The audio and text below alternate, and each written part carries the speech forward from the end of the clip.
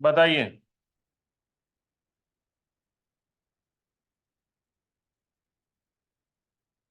Suppose NaCl है, इसको आप वाटर में डिसॉल्व करते हैं, ठीक है।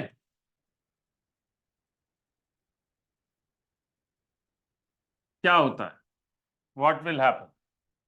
ये हम बात करने जा रहे हैं सॉल्वेशन की पहले, है ना। अगर NaCl को वाटर में डिसॉल्व करते हैं तो क्या होता है, जानते हैं? सर हम्म। NaOH और HCl ओ भैया, और NaCl को पानी में अगर हम डालेंगे तो NaOH बन जाएगा और HCl बन जाएगा। अच्छा, नहीं नहीं नहीं सर, नहीं। अगर ऐसा हो जाएगा तो भाई साहब, तो हम तो नमक खा ही नहीं पाएंगे खाने में डाल के। हाँ सर, नहीं sir. That is next to impossible. क्या होता है एग्जैक्टली जब आप नमक को पानी में डालते हैं, NaCl को पानी में डिसॉल्व करते हैं, क्या होता है? फिर डिसॉल्व हो जाता है पूरी सर तरीके से। Na+ और Cl-। पहली चीज, वेरी ट्रू, एकदम सही बोला। NaCl जब सॉलिड स्टेट में है, ये तो सॉलिड स्टेट में है ना, सबसे पहले जब आप पानी में डालोगे तो क्या होगा, ये Na+ और Cl- में ब्रेक होगा, ठीक है। ये डेफिनेशन जानते हैं ना आप? जो इलेक्ट्रोलाइट है इसकी क्या डेफिनेशन होती है? इलेक्ट्रोलाइट किसे कहते हैं? What is an electrolyte? तो बस कौन इतना बताएगा? पता है, it's a mineral in a body, sir in our body, बस इतना पता है sir. No sir, electrolyte chemistry का स्टूडेंट बायोलॉजी की डेफिनेशन नहीं बताएगा। इलेक्ट्रोलाइट केमिस्ट्री का स्टूडेंट तो केमिस्ट्री की डेफिनेशन बताएगा। इलेक्ट्रोलाइट किसे कहते हैं? आयनिक इक्विलिब्रियम में पढ़ा क्लास 11th में। What is an electrolyte? जल्दी बताइए, what is an electrolyte?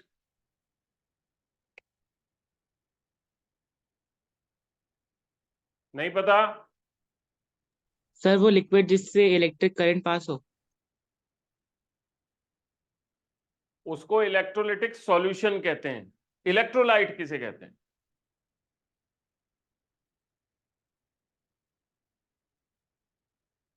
Compounds sir जो आयंस में ब्रेक हो जाए विच, सब्सटेंस को। जी, विच dissociate into their ions while dissolving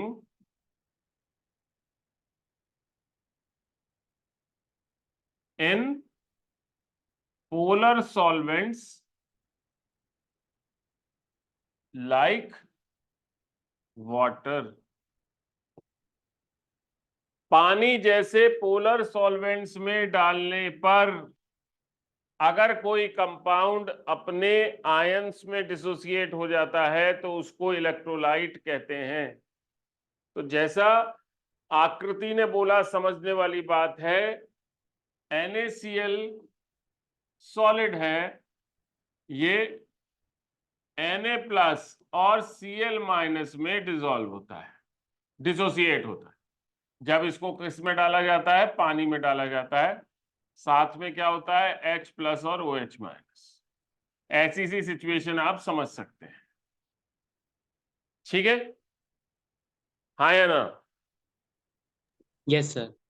इस यस सर। सिचुएशन को हम कैसे लिखते हैं? हम बोलते हैं NaCl सॉलिड था, ये Na+ एक्वस आयन और Cl- एक्वस आयन में टूट गया। यस और नो? यस। तो क्या आपको लगता है कि ये जो डिसोसिएशन है, जब हम थ्योरेटिकली समझते हैं तो क्या ये कितना आसान प्रोसेस है, किस तरह से होता होगा, या हम दूसरे तरीके से पूछते हैं, थोड़ा सा परेशान करेंगे आपको आज। मेरे पास ये आयंस हैं, lithium gaseous ion, sodium gaseous ion, potassium gaseous ion, right. इनको आपको इनके साइज के इंक्रीजिंग ऑर्डर में लगाना है, ठीक है। तो आप जानते हैं कि लिथियम गैसियस आयन सबसे छोटा है, उससे बड़ा सोडियम गैसियस आयन है, और सबसे बड़ा पोटेशियम गैसियस आयन। आप जानते हैं पीरियोडिक टेबल में लिथियम, लिथियम के नीचे सोडियम, सोडियम के नीचे पोटेशियम, जानते हैं नहीं जानते हैं? Yes, sir. Yes sir. Yes. इतनी बात क्लियर है? Yes, Yes, sir. sir. पक्का? Yes, sir. अब भाई साहब मैं आपको कहता हूं, मेरे पास लिथियम एक्वस आयन है, सोडियम एक्वस आयन है, और पोटेशियम एक्वस आयन है।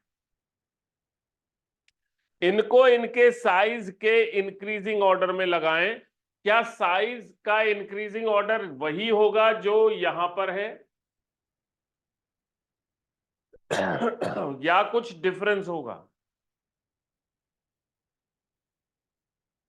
साइज का इंक्रीजिंग ऑर्डर वही होगा जो यहां पर है, या कुछ डिफरेंस होगा?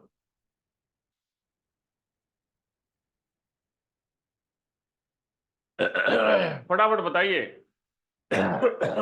क्योंकि ये बहुत इंपॉर्टेंट चीज चल रही है, मैं आपको बता रहा हूं। मींस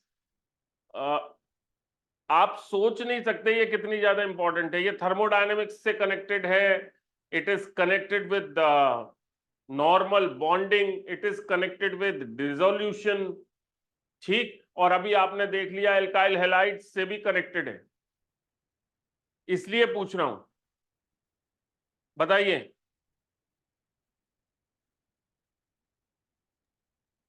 हाँ या ना में जवाब दीजिए। सर मेरे हिसाब से चेंज होएगा। क्या चेंज होगा? सर रिवर्स हो जाएगा। आपके हिसाब से रिवर्स हो जाएगा। लिथियम का जो एक्वस आयन है ये सबसे बड़ा हो जाएगा और पोटेशियम का सबसे छोटा हो जाएगा। You mean to say that, is it so? इनकी बात से कोई एग्री करता है? बताओ फटाफट, क्या ऐसा होगा?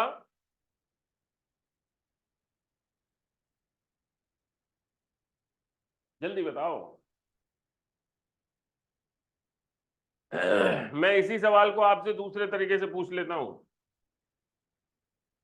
मेरे पास एक कंटेनर है, इस कंटेनर में पानी भरा हुआ है। इस कंटेनर में मैंने लिथियम का टुकड़ा डाला, पोटेशियम का टुकड़ा डाला, सोडियम का टुकड़ा डाल दिया, ठीक है। और क्या किया? साथ में लगा दिए 2 इलेक्ट्रोड्स,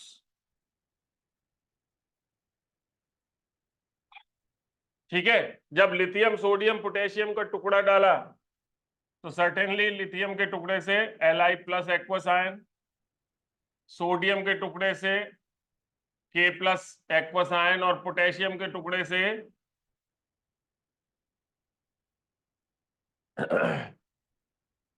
पोटेशियम एक्वस आयन, ये जनरेट हुआ। अब ये किस तरफ जाएंगे? निगेटिव इलेक्ट्रोड की तरफ जाएंगे। तो निगेटिव इलेक्ट्रोड की तरफ इन 3 में से कौन सा आयन सबसे तेजी से पहुंचेगा और कौन सा सबसे धीमे पहुंचेगा? फास्टेस्ट मूविंग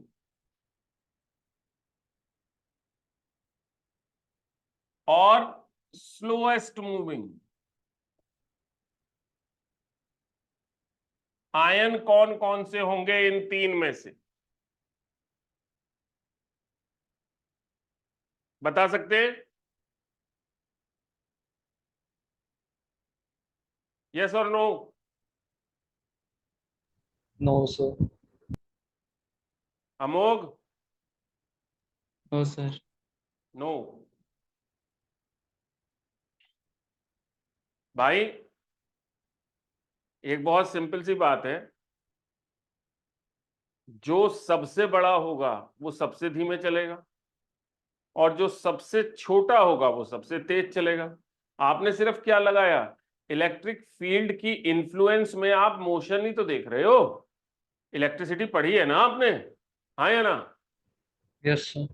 तो इलेक्ट्रिक फील्ड की इन्फ्लुएंस में जो सबसे बड़ा होगा वो सबसे धीमे चलेगा और जो सबसे छोटा होगा वो सबसे तेज भागेगा। यस और नो?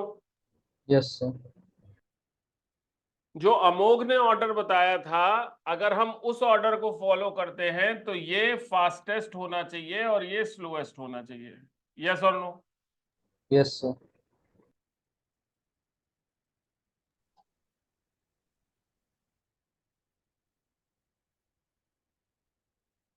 वास्तव में अमोघ ने जो ऑर्डर बताया था दैट वाज करेक्ट। पानी के अंदर जो साइज है वो रिवर्स हो जाएगा और पानी के अंदर ये सबसे बड़ा होगा और ये सबसे छोटा होगा। थोड़ा सा आपको सरप्राइजिंग लग रहा होगा। यस और नो? Yes, sir. Yes. अब मैंने आपको ये दोनों सवाल क्यों पूछे आप समझिए। मैंने यहां पे इसको थ्योरेटिकली पूछा और यहां पे मैंने प्रैक्टिकल प्रूफ दिया आपको। प्रैक्टिकली आप जब कभी भी एग्जामिन करेंगे आपको यही रिजल्ट मिलेगा। ये तीनों आयंस अगर वहां मौजूद रहेंगे तो ये स्लोएस्ट होगा और ये फास्टेस्ट होगा, राइट? और इसके लिए आपको समझना पड़ेगा कि ये जो छोटा सा लिखा होता है ना Li प्लस और साथ में लिखा होता है एक्वस, इसका मतलब क्या है? ठीक है, समझिए। ये लिथियम एटम है, ये Li एटम है, राइट? इसके अंदर की सिचुएशन समझिएगा। इसकी जो न्यूक्लियर फील्ड है वो इस तरह से फैली हुई है, राइट? हाँ या ना? Yes, sir. Yes. अब इससे बना लिथियम आयन।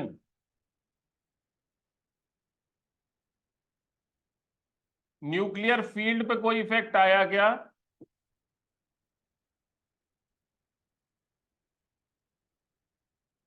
न्यूक्लियर फील्ड तो वैसी फैली हुई है।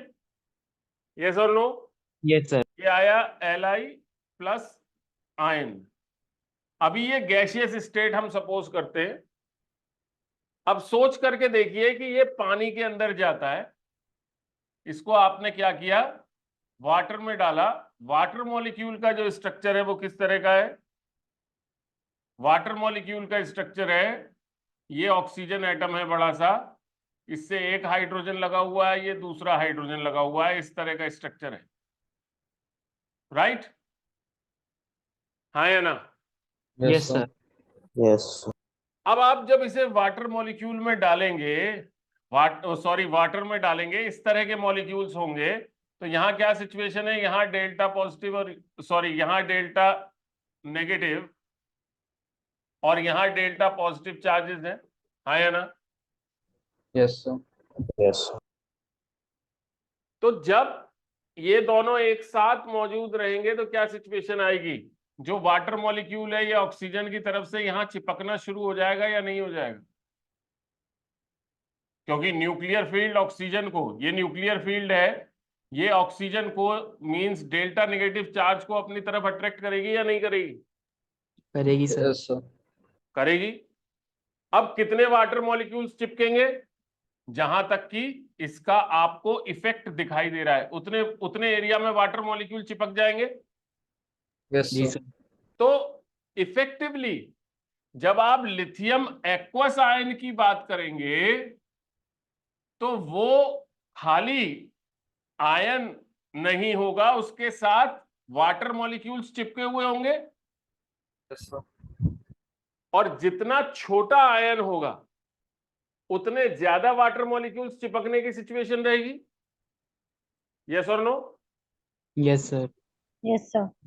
तो जो साइज है उस साइज में जब हम बात कर रहे हैं, जब हमने बोला Li प्लस एक्वस, तो हम क्या बोल रहे हैं?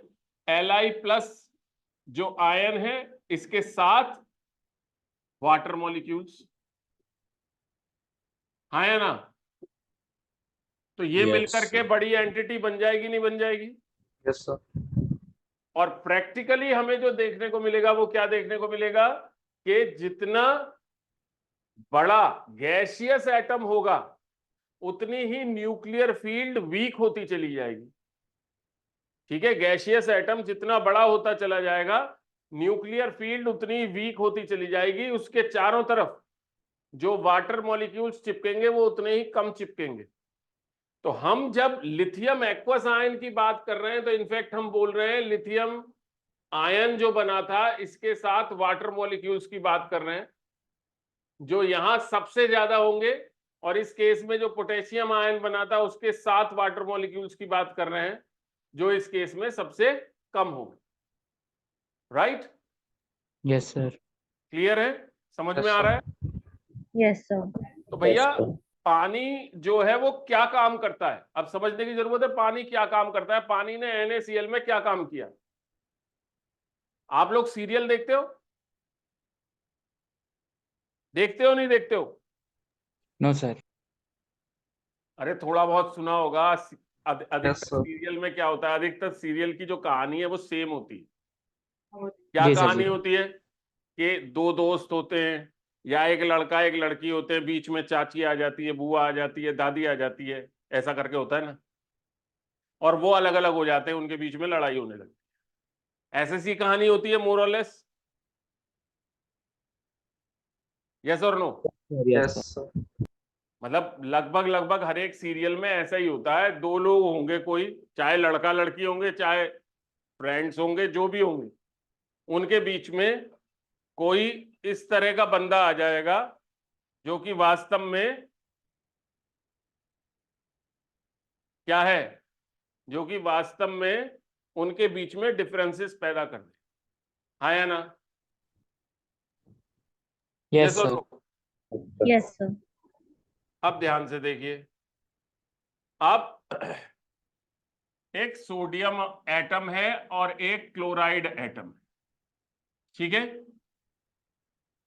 ये Na+ वाली सिचुएशन में है, ये Cl- वाली सिचुएशन में है। ध्यान से अगर देखेंगे तो इनके बीच में कोई जुड़ाव नहीं है, इनके बीच में कोई किसी भी तरीके की कनेक्टिविटी नहीं है। जैसे ही ये कनेक्ट करेंगे इनका बॉन्ड जो है वो कोवेलेंट बॉन्ड में कन्वर्ट हो जाएगा। Right? Yes sir. Yes, sir. अब ये जो भाई साहब है इसकी न्यूक्लियर फील्ड फैली हुई है इस तरह से। ठीक है जी? हाँ या ना? यस। और ये जो भाई साहब है इसकी न्यूक्लियर फील्ड फैली हुई है इस तरह से, यानी जो इलेक्ट्रॉन क्लाउड है वो ज्यादा है, मींस इलेक्ट्रॉन ज्यादा डोमिनेंट है इसके केस में और न्यूक्लियस ज्यादा डोमिनेंट है इसके केस में। राइट? Yes sir. अब ये भाई साहब आए जो कि वास्तव में आप कह रहे हैं कि वाटर मॉलिक्यूल है। ठीक, ये क्या करेंगे? ये ऑक्सीजन है, ये हाइड्रोजन है, ये वाटर मॉलिक्यूल इस पर तो चिपकना शुरू हो जाएंगे ऑक्सीजन की तरफ से, और इस पर चिपकना शुरू हो जाएंगे हाइड्रोजन की तरफ से। हाँ या ना? हाइड्रोजन पर डेल्टा नेगेटिव चार्ज है, सॉरी डेल्टा पॉजिटिव चार्ज है, यहाँ पे न्यूक्लियर फील्ड डोमिनेंट है यानी नेगेटिव चार्ज डोमिनेंट है, और यहाँ पॉजिटिव चार्ज डोमिनेंट है। यस और नो? Yes, sir. ठीक है, तो वाटर मॉलिक्यूल जब चिपकने शुरू हो जाएंगे तो क्या कंडीशन होगी कि ये भाई साहब जो है ये कुछ इस तरह से कन्वर्ट हो जाएंगे। ये इनकी न्यूक्लियर फील्ड थी,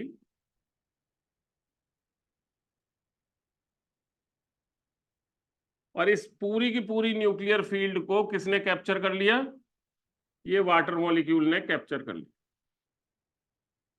राइट? Yes sir. अब वाटर मॉलिक्यूल ने जब कैप्चर कर लिया तो सिचुएशन कैसी आई? इनका जो अट्रैक्शन था, जो न्यूक्लियर फील्ड का डोमिनेंस था, वो Cl- के लिए बचा ही नहीं। Yes, sir. इनका तो पेट भर गया, चारों तरफ से वाटर मॉलिक्यूल से घिर गए ये। हाँ या ना? Yes sir. Yeah. और अगर ये चारों तरफ से वाटर मॉलिक्यूल से घिर गए तो भाई साहब ये कहां से Cl को अपने पास बुलाएंगे, ये तो बुलाएंगे नहीं। ठीक है, अब ठीक इसी तरीके से इन Cl भाई साहब के साथ हुआ। Cl भाई साहब के साथ क्या हुआ, इनके साथ भी ऐसी सी कहानी हुई कुछ।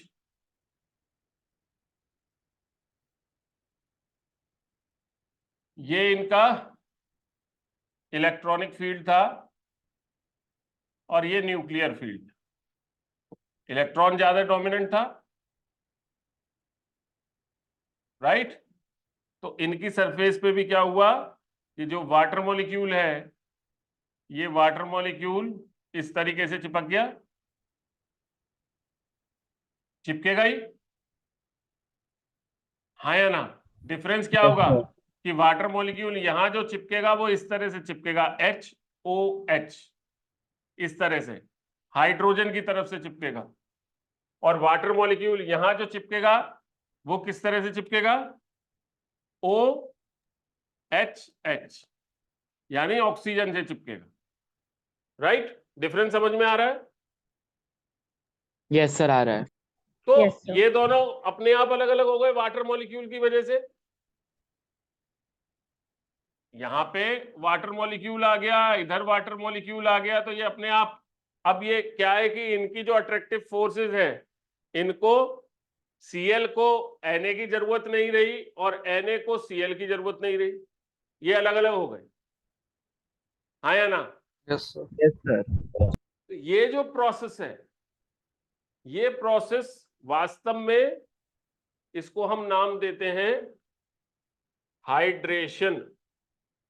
ये प्रोसेस कहलाता है हाइड्रेशन, और इसको एक सिंगल लाइन से डिफाइन किया जाता है, adherence of water molecule eight cations और एनायंस। अब एडहेरेंस शब्द का मतलब समझिएगा। एडहेरेंस ये कहां से आया है, एडहेसिव से। एडहेसिव का मतलब समझते हैं, एडहेसिव का मतलब समझते हैं, Fevicol strongest adhesive, yes sir. समझते हैं ना। तो एडहेसिव से निकला है एडहेरेंस, इसका मतलब है सरफेस पर चिपकना। हिंदी में अगर हम समझना चाहते हैं तो इसका मतलब है सरफेस पर चिपकना। ठीक है भाई, यस सर। इतनी बात क्लियर है एकदम। Yes, sir. Yes, sir. Hydration जो है, it is adherence of water molecule eight cations और एनायंस, राइट। और ध्यान रखिएगा क्योंकि ये सरफेस पर चिपक रहे हैं, तो हमेशा यहां पर एक बाइंडिंग एनर्जी रिलीज होगी, जिसको कि हम हाइड्रेशन एनर्जी के नाम से जानते हैं। यहां मैं आपको समझाना चाह रहा हूं, पानी से रिलेटेड दो प्रोसेसेस होते हैं, कंफ्यूज मत होइएगा प्लीज। एक प्रोसेस होता है हाइड्रोलिसिस, ये हाइड्रोलिसिस यूज होता है कोवेलेंट बॉन्ड में, ठीक है। दूसरा प्रोसेस मैं आपको समझा रहा हूं जिसको हाइड्रेशन कहते हैं, ये यूज होता है आयनिक बॉन्ड में, ठीक है, क्लियर है। जी सर। तो ये हाइड्रोलिसिस नहीं है, हाइड्रोलिसिस शब्द जो यूज होगा वो कोवेलेंट बॉन्ड के लिए यूज होगा। ये जो आपको दिखाई दे रहा है ये हाइड्रेशन है, ठीक, जो कि आयनिक बॉन्ड में आयंस को सेपरेट करने के लिए यूज हो रहा है, ठीक है, क्लियर है। Yes sir. अब यहीं अगर जो सॉल्वेंट है वो पानी ना होकर के कोई दूसरा सॉल्वेंट है, ठीक है, अगर सॉल्वेंट पानी है, सॉल्वेंट अगर वाटर है, तो आप क्या बोलते हैं प्रोसेस को, हाइड्रेशन। और अगर solvent any compound other than water है, तब आप प्रोसेस को जनरलाइज वे में क्या कह देते हैं, साल्वेशन। ठीक है, हाँ या ना? Yes, sir. जी समझ सर। में आ रहा है? यानी साल्वेशन का मतलब क्या हो गया?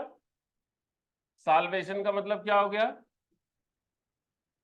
साल्वेशन का मतलब हो गया adherence of solvent molecules at cation और anion। ठीक है भाई लोग, यस और नो? Yes, sir. यस समझ में आता है? Yes, sir.